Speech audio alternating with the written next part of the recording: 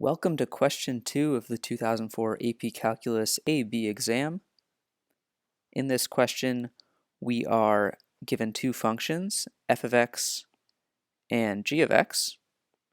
We're told that f of x is equal to 2x times 1 minus x, while g of x is equal to 3 times x minus 1 times the square root of x, and both of these functions are found in the range from 0 to 1 for their x values.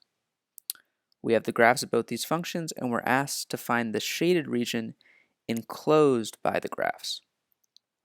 Now what this means is we need to find the area between the f of x curve and the x-axis, and we need to find the area between the g of x curve and the x-axis.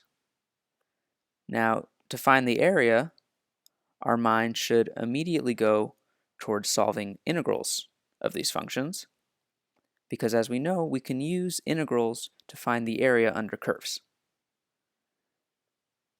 So what we're going to do is, from the x values of 0 to 1 in this integral, we're going to integrate f of x to get the area between f of x and the x-axis.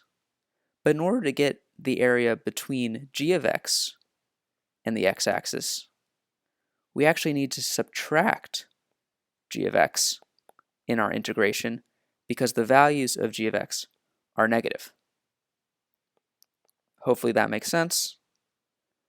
And now we just plug in the values associated with our functions. For f of x, 2x times 1 minus x. For g of x, 3 times x minus 1 times the square root of x. And we could solve this without a calculator by using the fundamental theorem of calculus, but we're allowed to use a calculator. So with some plug and chug, we find that our answer is 1.133. And that's it for part A.